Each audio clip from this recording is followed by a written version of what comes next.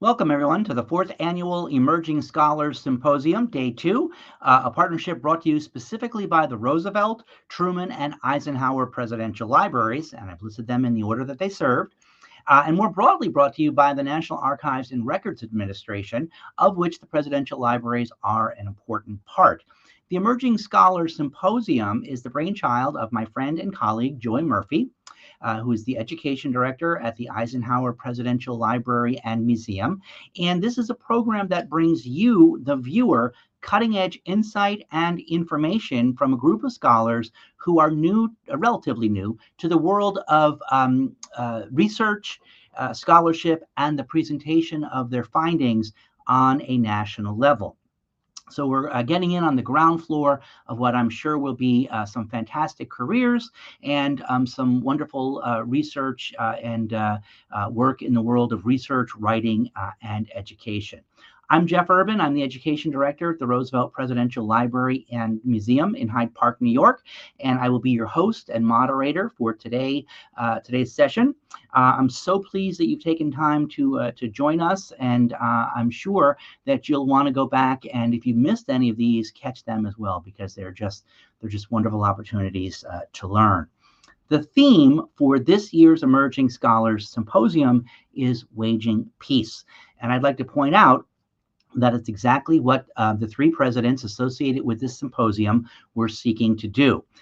Though they were associated with World War II, the Korean War, and the Cold War, each of the presidents, Roosevelt, Truman, and Eisenhower, were men who sought peace among all peoples and peace among all nations. That was at the core of their administration. So today we are talking with Sue Rubenstein Demasi. Sue has earned her MS in Library Science from Long Island University, an MA in Communications from New York Institute of Technology, and a BA in English from SUNY New Paltz, which is actually not far from us here at the Roosevelt Presidential Library in the beautiful Hudson Valley. Her goal is to showcase the unsung human rights champions and peace advocates from the past in order to inform the present and the future. She is working on a biography of John G. Winant, about whom she will be sharing some insight and information with us today. Sue, thanks so much for being here. Can you tell us about your research? Yes, thank you. Am I going through my speech first or telling you about my research? Let's go. Let's hear what you've been finding. What's your speech, so we can get a foundation, and then what we can do is we'll circle around to the findings at the end. Okay, that sounds good. Yes, I'm here to talk about John Gilbert Winant, and thank you for having me. It's really an honor. As you may know, Winant served, some people know, he served as ambassador to England during World War II. And it might seem paradoxical that he served as a war ambassador, and today's theme is waging peace. In fact, as I've discovered over the last few years while researching his life for the biography I'm writing, the quest for peace and social justice was the leitmotif of his life. And the theme of this program, Waging Peace, couldn't really state better this theme of his life. Before I go into the many factors that show how he dedicated his life to the pursuit of world peace, I want to give some background and a brief biography of him to help put the details into context. And during this 40 minutes, I'll also read from some excerpts from my book, which is still very much in progress. Next slide, please. President Roosevelt gave Winant the nickname Utopian John, and you can see why by these quotes on the screen. He's mostly remembered for his ambassadorship, a few years of his life adeptly covered by Lynn Olson's group biography called Citizens of London. And in that book, he shared the stage with Averell Harriman and Edward R. Murrow. But Winant was also prominent and quite influential in other roles during his lifetime. He was a 3-time governor of New Hampshire.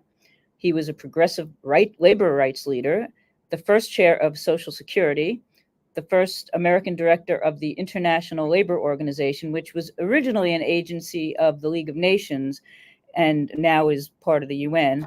And Winant was also the first United States representative to the United Nations Economic and Social Council.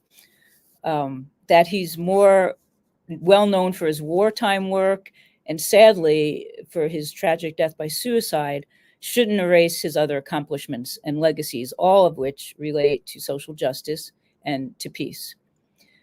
And from his college days in the early 1900s until 1947, the year he died, he advocated and worked for human rights and social justice, and he believed that they laid the groundwork for peace.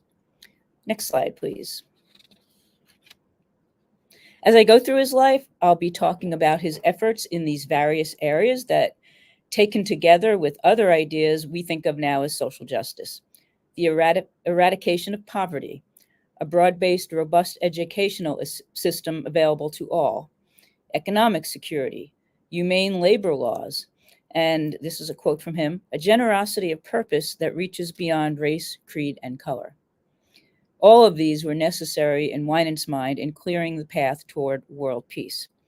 So I've laid out in basic form his beliefs, and I'd like to move on and outline his early life to give you a more complete view of the various elected and appointed positions where he advocated, sometimes successfully, sometimes not, for these issues. Next slide, please. As a biographer, one comes to a frustrating realization that it's impossible to discover every single aspect of a person's life. You kind of want to sit down and talk to them and have a frank discussion. But equally, there's a thrill in discovering what you previously thought was undiscoverable or something you had no idea about. And I've had some serendipitous moments in that way with this book and with my first book.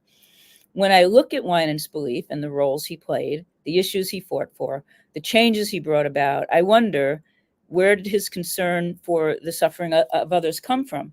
It partially stemmed from his deep religious convictions, I'm sure, but I wonder, was it also innate? And I know from his correspondence that as a youngster, he expressed worry for those close to him. And I know that in college, he articulated his concern for others in a Princeton newspaper interview and through volunteering at a camp for disadvantaged children.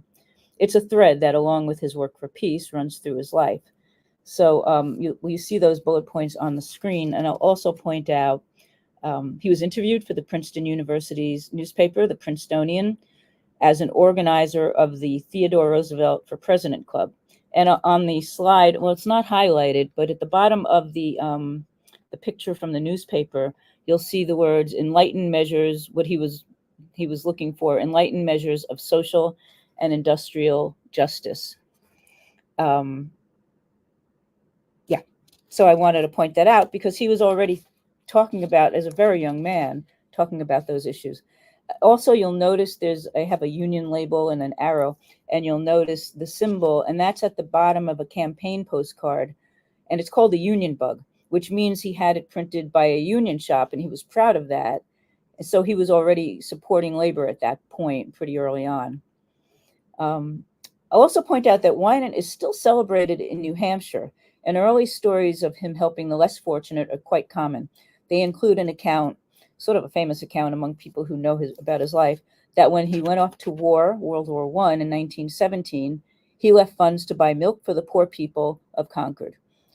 And he came from a well-to-do family, so to me it's interesting that his crusade towards others is so prominent. Next slide, please. Before World War I, and a short time after the war, he was a beloved history teacher. I think of Robin Williams in Dead Poets Society. John Winant was at a school called St. Paul's School in Concord, New Hampshire. And that's where he went to school when he was young also. His students absolutely loved him. So I did mention he was born in New York City, or maybe I didn't. He went to St. Paul's School at age 14, and thereafter he adopted Concord as his home. And I'd like to read from my chapter on his time in World War I, because what he experienced during this period helped form his mindset that connected social justice with peace. So this is a reading from my book.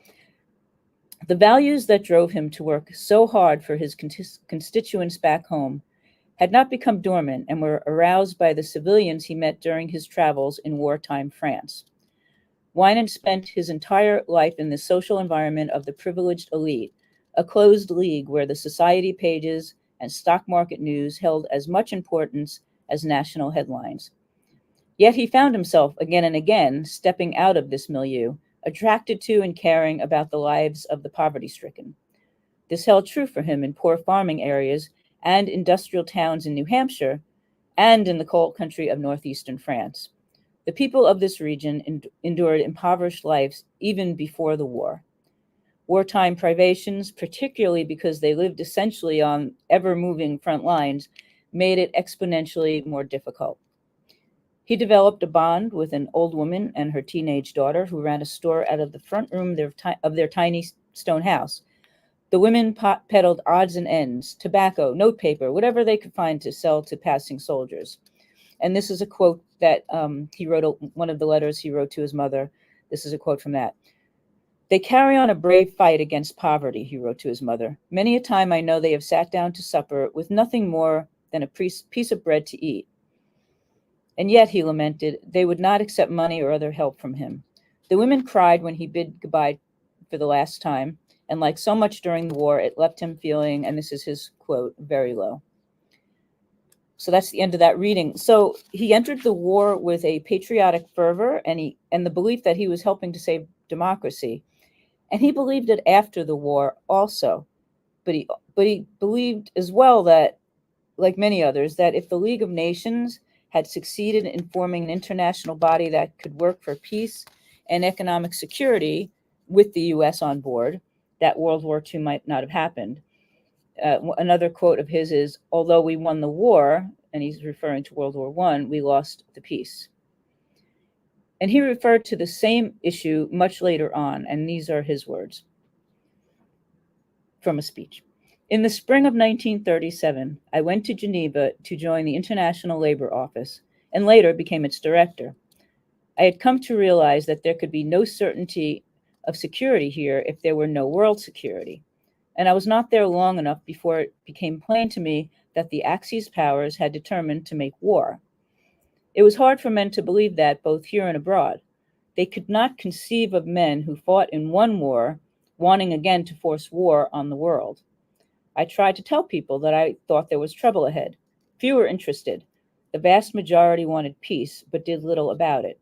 And the League," and here he meant the League of Nations, "without us," meaning the United States, "with its limited powers, was unable to get collaboration and unity among the peaceful nations, and the enemy cut them down one by one." And as an aside, I'd like to point out that he sustained injuries during World War I that left him in pain for years, but he never talked about it publicly, and he barely mentioned it privately. And I only know this from archival sources that I found at the New Hampshire Historical Society, and I was very surprised about that. Okay, next slide, please. So I jumped around a little bit in time there. I'm going to go back to the chronology to when he was governor, first in 1925, and then for two more terms from 31 to 35. And the quote in the middle of that slide there, "A country worth dying for in time of war is a country worth working for in a time of peace." And that's from his first campaign for governor. So again, already peace was in the focal point of everything he did. During his 3 terms as governor, he joined up with the League of Nations Nonpartisan Association to try to convince Congress to join the League of Nations. He also called for a world conference on disarmament. As governor, he helped develop what was later called the Little New Deal. This is before FDR's actual New Deal, and in New Hampshire. And this included emergency aid to mothers and children, a minimum wage act, a public works project for the unemployed, and funding for the first public arts program in the nation. Going against his party, Winant enthusiastically supported FDR's New Deal. As governor, his appointment of a Democrat to a high-ranking state position also portended his future bipartisanship. So regarding the mention of bipartisanship, I haven't mentioned that Winant was a lifelong Republican, but I will talk a little bit more about that in a bit. Winant and his wife went on to have 3 children. Their two sons fought in World War II, with the eldest, John Jr., a pilot, shot down in B-17. He was listed as missing in action and then held as a POW, actually a political prisoner, which I'll talk about briefly soon too. So give you a second to read the slide, although you've probably been reading it. Okay, maybe next slide. Definitely next slide. Once Winant was on President Roosevelt's radar, the course of his life changed. The two men shared a vision for the future, and Winant became enamored with FDR.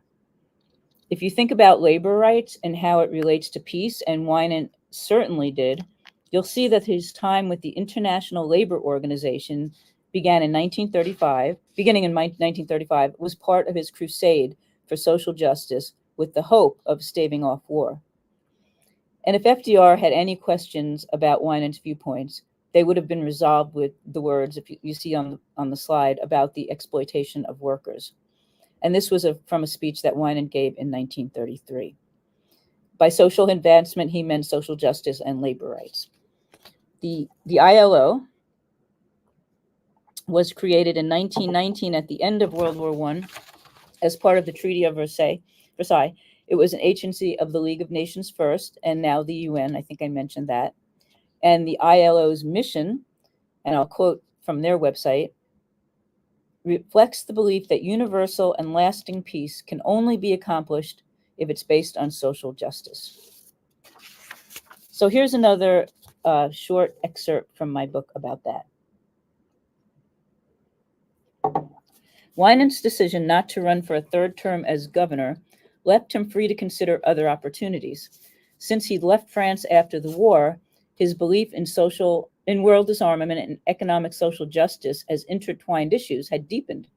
In 1935, the ILO needed an assistant director. The group advocated for the very principles Winant supported. Could there be a job and a candidate better suited for one another? With a push from Roosevelt, the International Labor Organization offered Winant the position. In essence, FDR deployed him to work for the U.S. as a soldier for peace. In May 1935, a steamship delivered Winant to Europe and into the international spotlight. And this period represented the beginning of Winant's true devotion to FDR.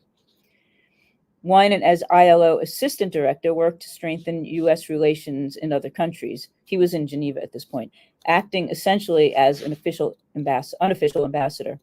He studied the operations of the Central Office while also, and more importantly, reviewing European social insurance programs. These included old age pensions, unemployment, and health insurance, all of which were simultaneously being considered by FDR's cabinet in Washington.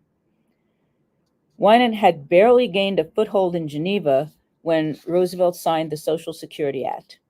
Roosevelt and Secretary of Labor Francis Perkins bombarded Winant with telegrams asking him to return home to chair, as the only Republican, the three-member Social Security Board, the entity that would launch and administer the new social legislation.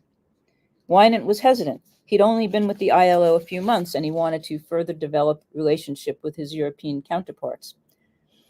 The ILO director above him, Harold Butler, simpatico with Winant on all things labor-related, hoped he would stay. Butler was from England, and he envisioned a utopian future where he'd be Prime Minister of England and Winant would be President of the United States, and together the two men would bring social change to the world. But Winant, ever a patriot, would have to start his work at home under his newest hero, President Roosevelt. By the end of the summer of 1935, he took his place at the head of the newest New Deal table, Social Security, and he would return to Geneva soon enough. So anyway, that was his first stretch with the ILO, and you'll hear more about that later. Okay, next slide, please.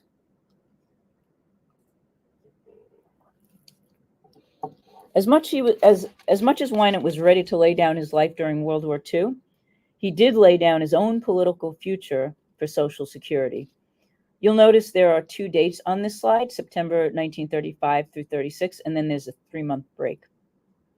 This is connected to his near political downfall, and I'll read another book excerpt and you'll see why. The man in the dark suit, with a thick lock of black hair falling over his prominent eyebrows, might have been unrecognizable. On his hands and knees on the floor of the Labor Department building in Washington, D.C., the former governor, potential presidential candidate, and future ambassador, with a fellow board member, shuffled 3x5 cards around as if they were playing a game. On each card, a name was written, representing prospective directors of the coming regional Social Security offices, to be handpicked by John Winant and his two board colleagues. Murmurs around Washington suggested various reasons why President Roosevelt chose Winant. Some thought the president didn't want to contend with Winant as a GOP presidential candidate. This was actually a ridiculous notion. Winant's support for Roosevelt would not allow him to run against him, his personal support, or upend the New Deal. He really believed in it. There was more truth to the idea that FDR selected Winant, at least partially, in order to add bipartisanship to the board. But more than that, Roosevelt and Secretary of Labor Francis Perkins knew that Winant cared deeply about the program's objectives and would provide the philosophical leadership that it needed. They also knew that Winant would act in a nonpartisan manner and wouldn't tolerate corruption. So 90 years later, here we are. We take for granted this system that Winant and his associates and many people created from scratch. Winant's time here was spent with like-minded idealists, social workers, labor activists with progressive and political leanings were the norm. Winant, a liberal progressive Republican, might not have noticed or cared. He was used to living beyond labels. When exactly FDR first called Winant Utopian John isn't known, but he surely believed it when Winant wrote that the Social Security Act is America's answer to the great human needs caused by the cruelties and hardships of the Depression. The 1936 presidential election brought challenges of a different sort to Winant. Republican candidate Alf Landon railed against the Social Security system, much like Republicans did when President Obama worked to pass the Affordable Care Act. Furious that Landon would speak so vehemently against Social Security, Winant wanted to go to the public and not just explain the old age pension plan as he was able to do on the board, and as he did do in newspaper writings and on the radio, but he wanted to champion it.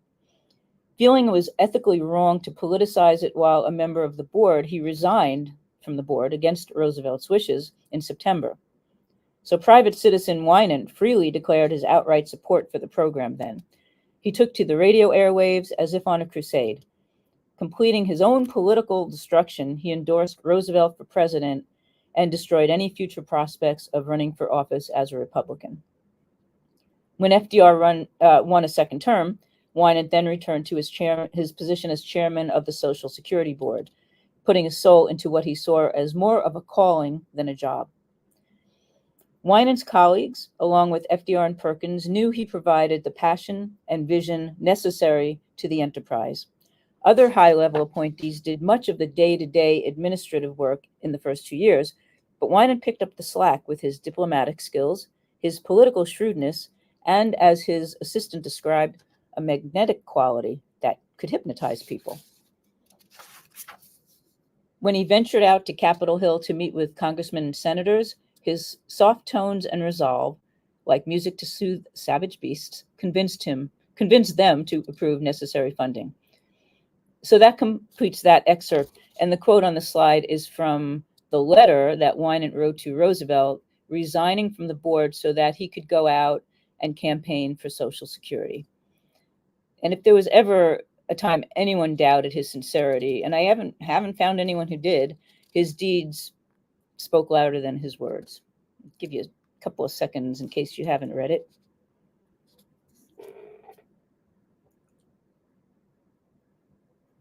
Okay, next slide, please. I'm going to continue with a short book excerpt.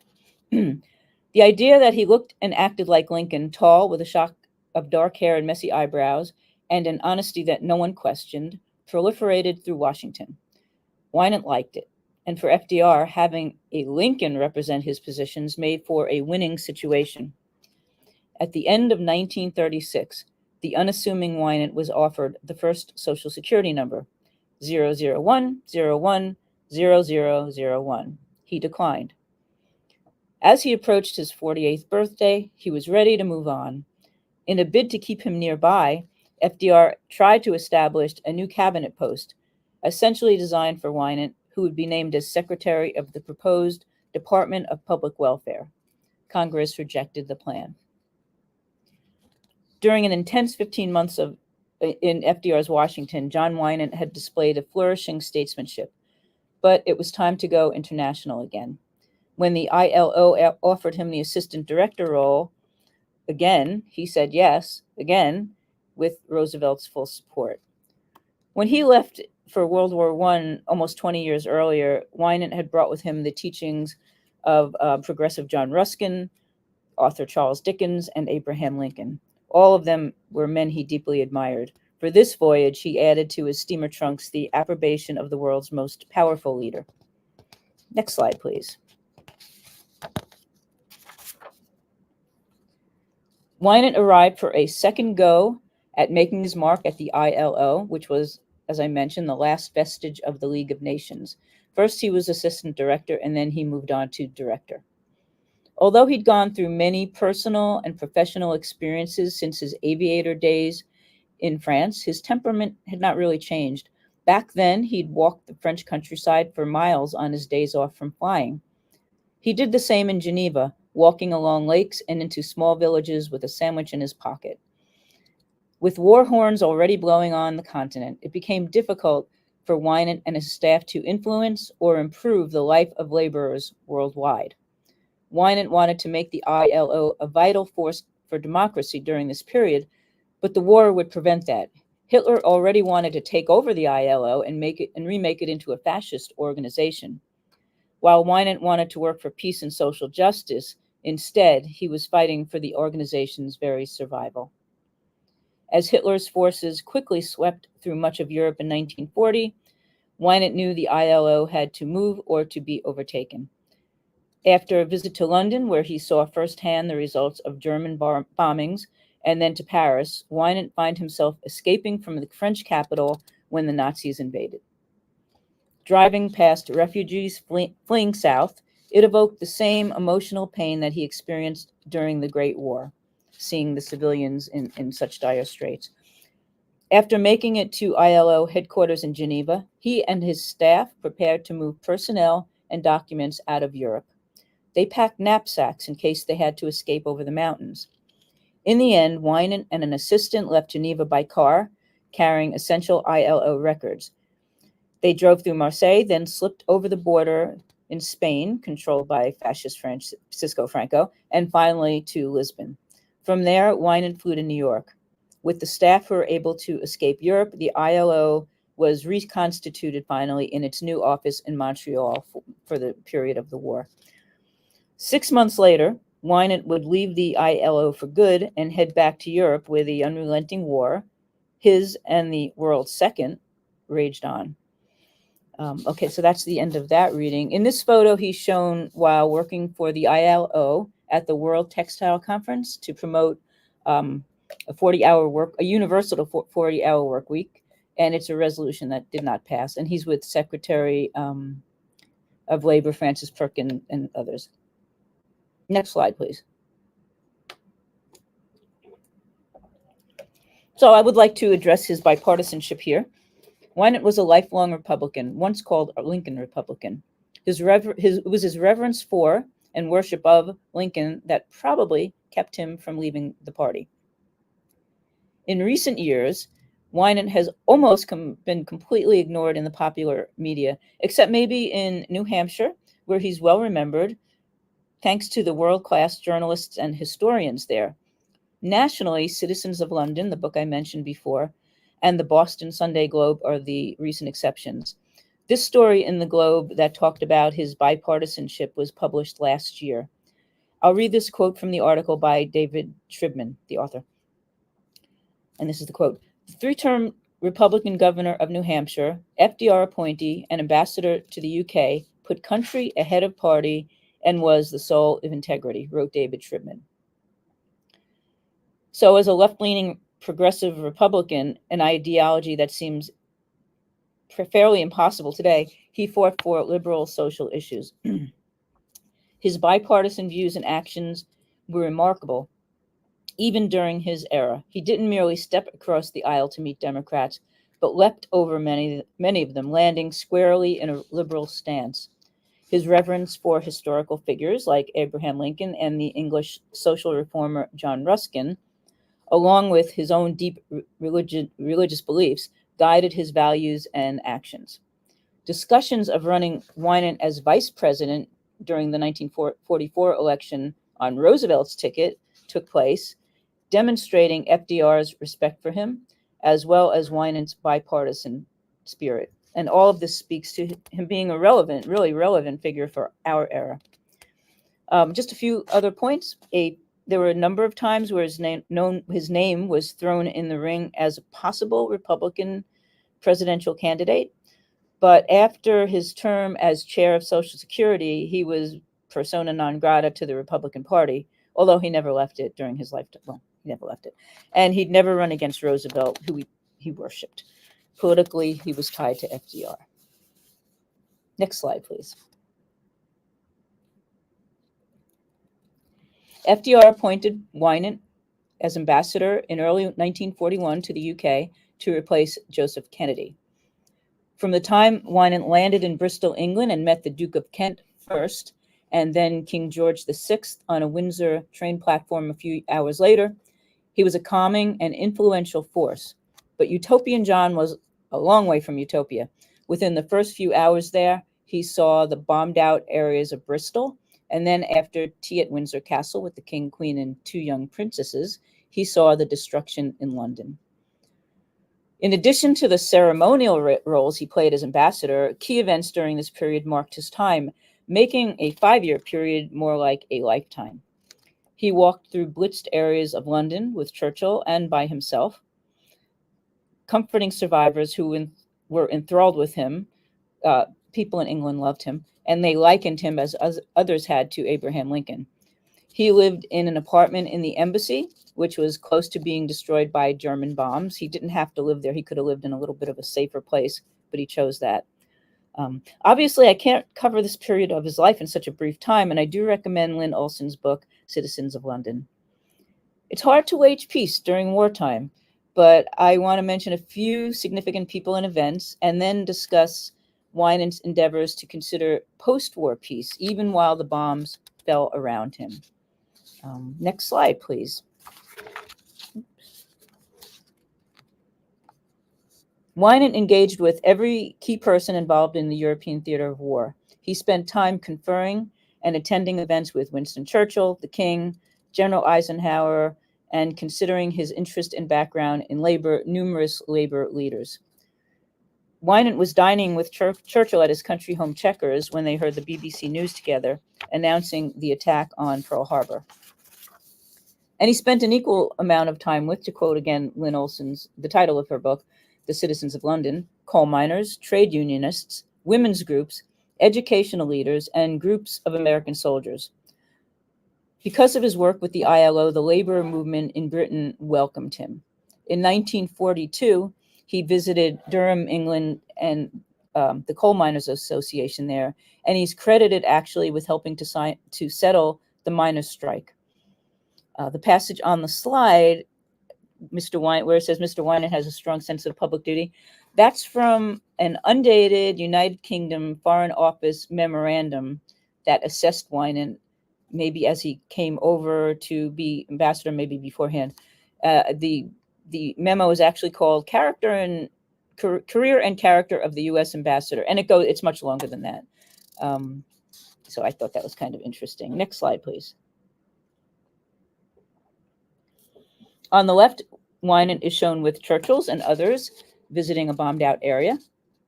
The photo on the right is from the cover of a British magazine called Picture Post, and that included a positive portrayal of the ambassador, which isn't surprising because, as I said before, he was well loved there. Next slide, please. Personally, Winant and his wife experienced the agony of nearly losing their 21-year-old son, John Jr., a B-17 pilot shot down over Germany. The news of his downing in October 1943 came with an excruciating month-long wait to find out that he had survived, and he had been taken prisoner of war by the Nazis. John Jr. remained kind of a political prisoner. Besides a regular POW, he was called one of the so-called prominente due to his father's eminence, enduring captivity in the infamous medieval Colditz Castle. And he was released at the end of 1945. So in addition to the photos of John Jr. on this slide, you'll see a letter from the Queen expressing relief that Winant's son was found alive. Next slide, please.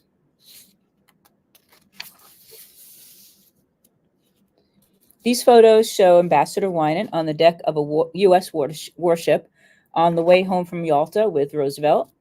And in the second photo, he's with Roosevelt's daughter, Anna, and Harry Hopkins, and this is February 1945. Just 2 months later, FDR died. Roosevelt's death left Winant devastated. He came back home to deliver FDR's memorial address at the U.S. Capitol. While he was still ambassador, he assumed additional responsibilities, including that of U.S. representative to the European Advisory Commission. That group was formed to plan for the surrender details and partitions of post-war Germany. Next slide, please. In a world falling apart, Winant still looked toward peace. These are excerpts from some of his speeches. The first one on the slide was 2 years before D-Day, and the others in the months after D-Day. The quote at the top of the page is from the speech that he gave to the coal miners I mentioned earlier. And I'll give you a second to read that.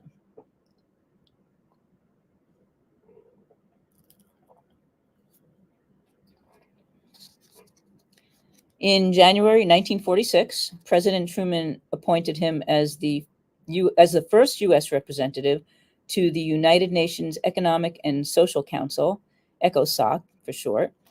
Among the agency's charges was to deal with refugees and displaced persons, to work on that and other post-war issues. Shortly after, he resigned his ambassadorship. So he had a few roles that he did at once. When he returned to the U.S., he toured the nation in support of National Brotherhood Week, sponsored by the National Conference of Christians and Jews. Within a year, he resigned from ECOSOC, and he went home to Concord, New Hampshire, to finish his book, memoir, really, Letters from Grosvenor Square, which was about his wartime experiences.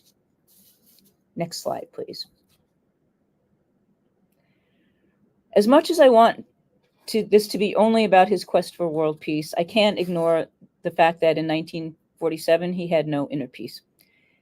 He left no note, so any discourse about his suicide is speculation.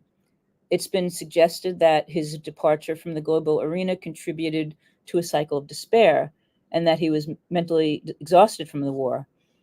But hints of physical ailments also filtered through to his friends and family.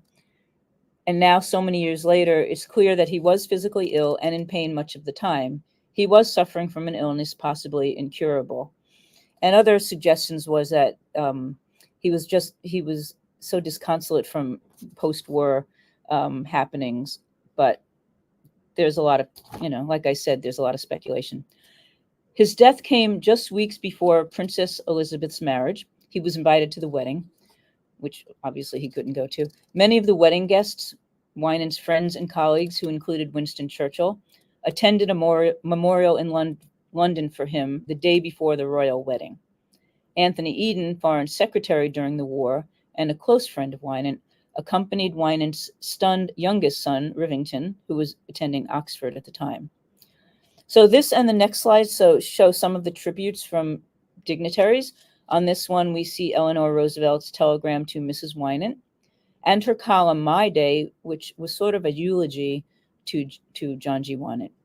Give you a second to read that.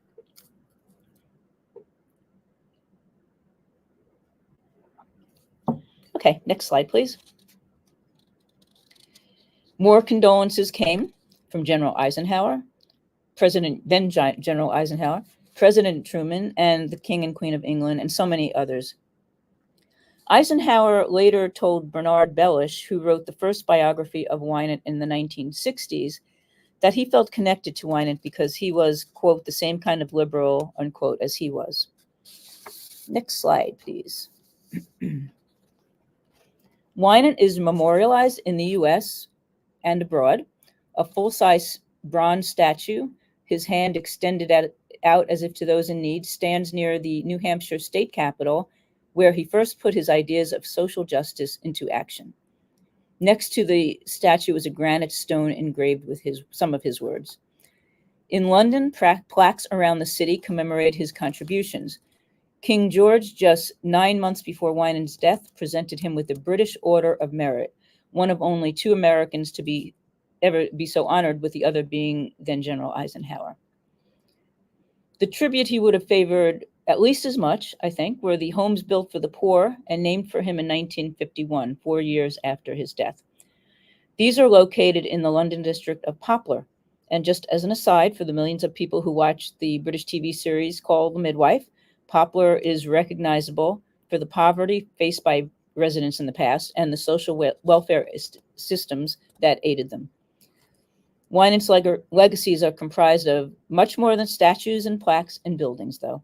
His social reforms left us with labor laws that saved our grandparents and great-grandparents from onerous workplace conditions. Social security, still under threat from reactionary politicians, exists because of Winant and others. And next slide, please.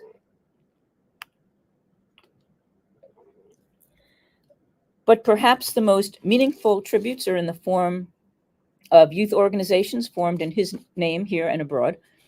Former Secretary of State John Kerry, who also who attended St. Paul's School decades later than Winant, of course, founded the still active John Winant Society at St. Paul's School to introduce young people to bipartisanship and principled politics. Another group, the Winant and Clayton Volunteers, which was sort of an exchange program where British and American students volunteered in various capacities to help the less fortunate in the 2 countries, operated well into the 21st century. And the book that you see in the photo is by Nick Robertshaw, and it tells the story of the organization's genesis, which came a month before Winant's death. Also, President Eisenhower was an honorary chairman of the group. And it's kind of interesting to me that most of the volunteers for that group were born after Winant died, and yet they do continue to meet, at least online, to remember their life-changing experiences sparked by Winant. And I placed a photo of 2 of Winant's books on this slide. On the left is the memoir I talked about, written after the war, Letter from Grosvenor Square. The other book is called The Greatest Harvest, published 3 years after his death, and it's a compilation of some of his speeches from 1941 through 1946. And I wanted to point out the little pieces of paper in that photo are my bookmarks, my little pieces of paper, where he talked about speech in his speeches. And actually, there were more than that, but those are the ones I marked off. Ambassador Winant's children paid tribute to their father's lifetime of service and dedication by establishing a professorship at Oxford and a beautiful nature preserve in Concord, New Hampshire. And I put a photo of the trail side on one of my slides. Maybe we looked at it. We looked at it already before. I took a hike there, and I can attest to its beauty. There is also a fellowship program established in his name at the University of New Hampshire. So Ambassador Winant is still in the hearts and on the minds of people who share his beliefs and hopes for peace and social justice. Utopian John still matters. Next slide, please. And I just want to mention a speech he gave in October 1947, the month before he died. It shows his alarm for the world of the future and also his hope. And this is his quote. A new danger in the aftermath of the present war to private enterprise here and to peace abroad is unprecedented profits in combination with the high costs of the necessities of life. It creates dissension at home and runs counter to our foreign policy. The worker who cannot buy sufficient food for his children at home queries our economic system, and because of his difficulties, questions our program to export foodstuffs abroad. And yet that same man does not want his children to grow up only to be killed in another war. I'm unwilling to believe that the good sense of the people or the cooperation of private business and the government cannot find an answer to this grave problem, end quote. So there it is, concern and hope. And before I end, I'd just like to point out a couple of more things, a couple little things. I realize I make him sound almost godlike, but like every human being, he had flaws and imperfections, of course. And in writing this biography, I'm quite aware of that. But for today's theme of waging peace, talking about peace, he was all in. And finally, whenever I think of Winant living in Concord, New Hampshire, and by the way, I'm going to call him Gil now. It's short for his middle name, Gilbert, and it's the name he used and he was known by, Gil Winant. When I think of the city he adopted as his hometown, I can't think how perfect it is that Concord equals peace. So thank you for the privilege of sponsoring my talk on John Gil Winant, who was an ally of all three presidents represented here today. So thank you. Thank you, Sue. That was wonderful. Thank you. As you were talking, we got a comment in from Michael who said, "Thank you for providing insight into another facet that created our modern world." And I think you did that quite well. We live in this world with things like a 40-hour work week, workman's comp, Social Security, and all these sorts of things that we think just always existed. But you're absolutely right. The hard work of folks have brought this about. So let me ask you a question. So you, first of all, I want to compliment you also on your admission that you make him sound godlike, but then you bring the fact that he was a regular human being and a regular guy, and I think that's really important for people to understand, because very often people throw the baby out with the bathwater. Roosevelt, of course, could be considered in that as well. But why, if he was involved in so many things, the League of Nations, the United Nations, the International Labor Organization, Social Security, being an ambassador, why is he so forgotten? I mean, I think if you ask the average person, who Francis Perkins was, they'd have some general idea, but this guy seems to be totally forgotten. Why is that? I think possibly because he committed suicide, and maybe there was, I think now, we're more accepting of people being depressed, but then maybe not so much. So I think that was part of it. That's my only thought, because really, why isn't he more well known? And supposedly people know him better in England, although I don't know if that's true now. Mm-hmm. And people in New Hampshire certainly know about him. They really celebrate him. They have the statue. They have all sorts of things. They have wonderful people who give talks there at the Historical Society. So he's remembered there, but nationally, it's weird. And I think, there's the issue of mental illness and depression, and maybe they wanted to kind of push that aside. That's, one of the things I could think of. Yeah, that's interesting. You're right. We have a much still a long way to go, but a much better understanding of mental illness and depression. And so, anybody out there, if you're feeling overwhelmed, seek help. And we're more accepting of that. People, have problems, and it was kind of, I think his friends knew that he had issues, but it was unexpected because he had a plan to go. He was at home in Concord. He had a plan to go to New York the next day. So, whether it was, really, no one knows what was going on. He didn't leave a note. And it's so much speculation. It's almost like I don't want to say too much about it. Yeah, no, I hear you. So it seems like he really was a kindred spirit with people like Franklin Roosevelt, Francis Perkins, Eleanor Roosevelt, Harold Hopkins. Was there... Why do you think he wasn't maybe in the inner circle of those folks? It seems like, Roosevelt wanted to keep him, in, but not fully in. That's true. In Lynn Olson's book, which I've mentioned a billion times because it is a great book, and they talk about when he was ambassador, there is talk about Averell Harriman kind of taking over some of the roles or some of the work that Winant was doing. So hard to say. I mean, they were close, though. He was asked to do the memorial address at Roosevelt's at the memorial before Congress. So Mm-hmm. yeah, it's hard to say. Oh, and maybe he was kind of in the inner circle. They wanted to put him in a new cabinet position Right. that was not passed, but so it's hard to say, Do you still remember? looking at that stuff. Oh no, that's great. Do you remember what year that was? The Department of Public Health and Welfare. It was the year when it was at the end of his time at Social Security. I think maybe 35 or something like that. Okay. Because that does later become a cabinet level position, right? Health and Human Services, is that kind of the same? Probably, yeah. Public welfare. I don't remember what exactly they were Yeah. planning to do with that. But it would have included actually, it probably would have included Social Security, and it would have included a health plan if that had passed. I guess they were hoping that would pass, and it never got through. Well, eventually. Well, kind of. Not a universal health care program. Right.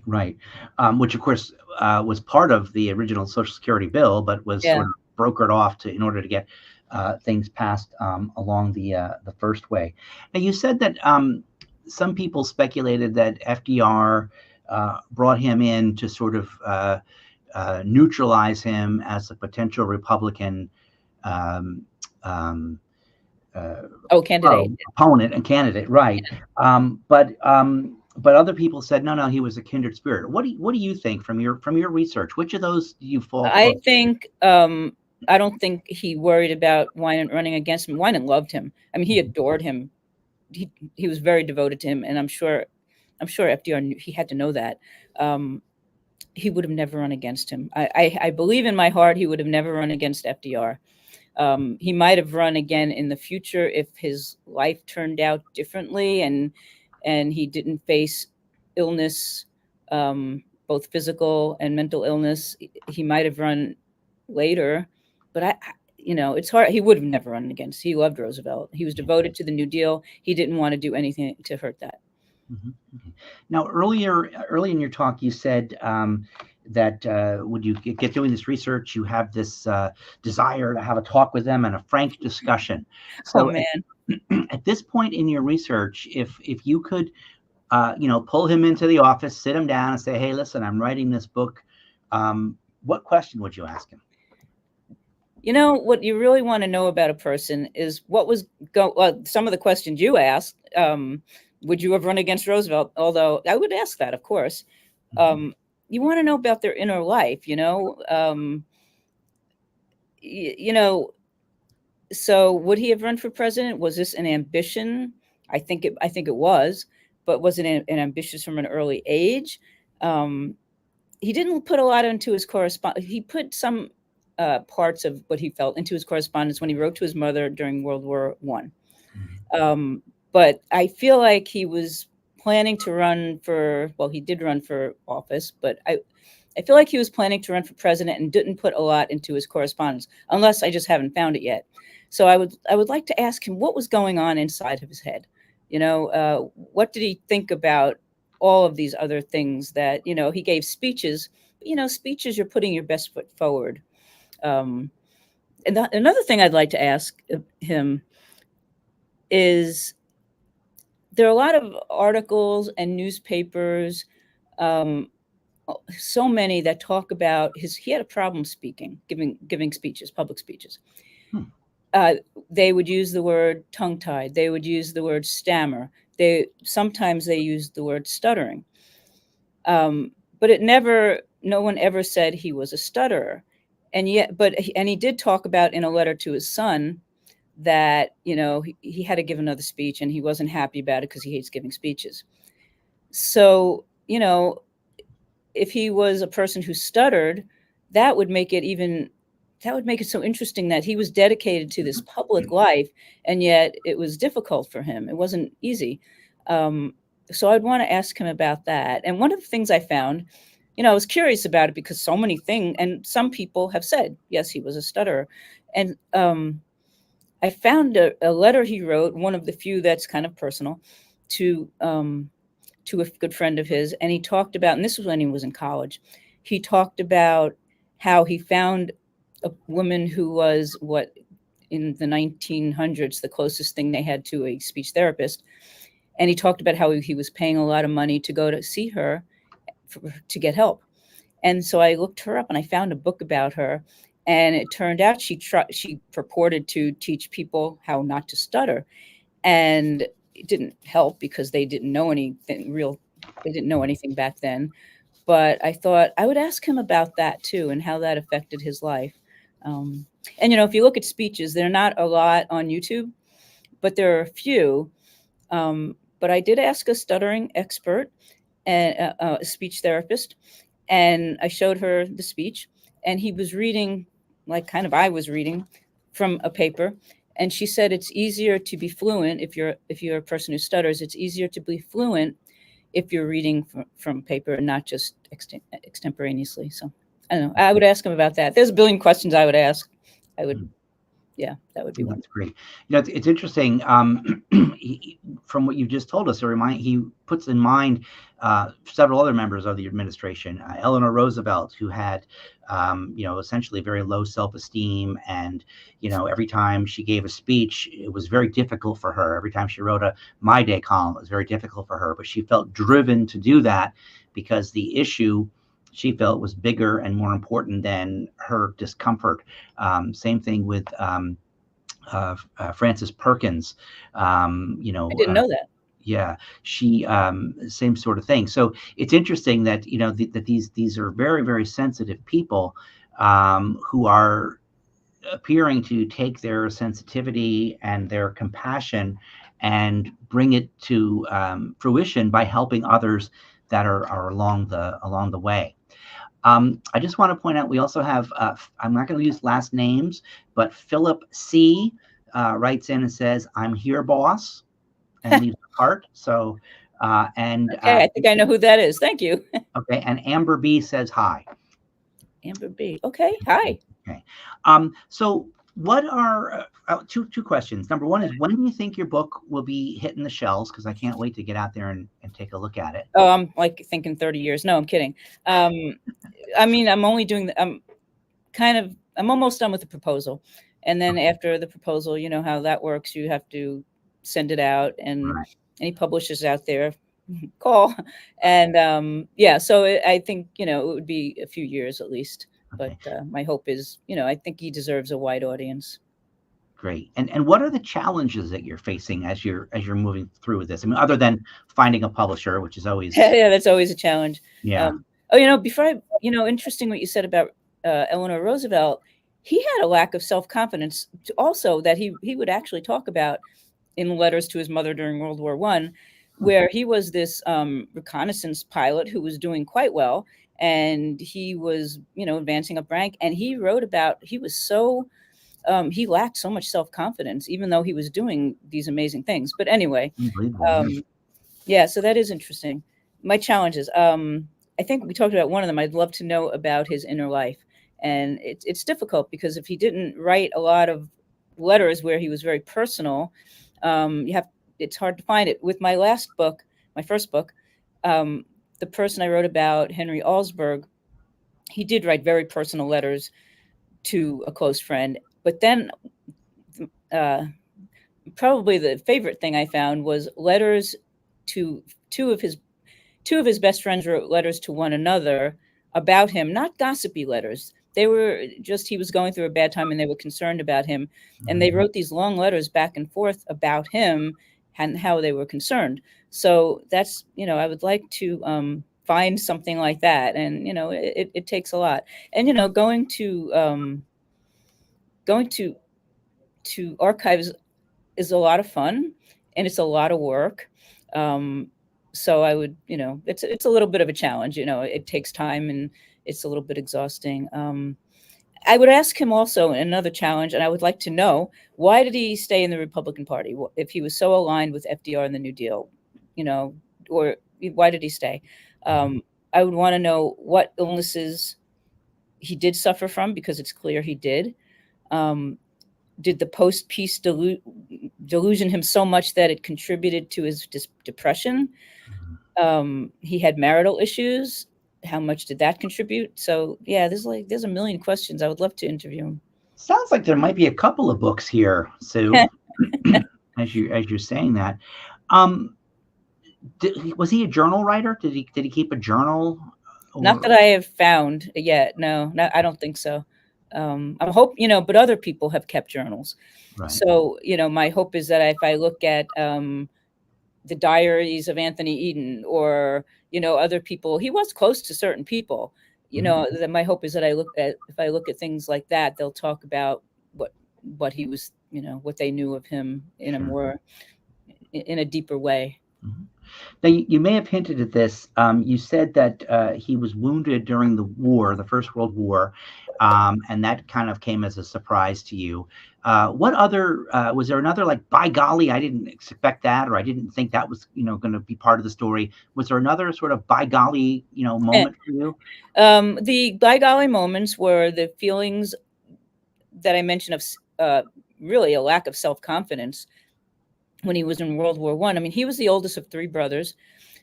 Four brothers. Three of his brothers were in the war, and they were climbing in rank, and he was just so he thought there was something wrong with him because he wasn't going as fast as them.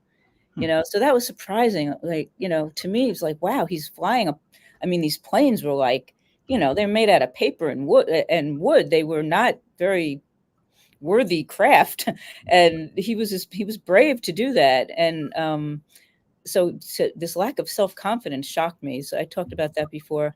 I might also add, nobody's writing a book about the brothers, are they?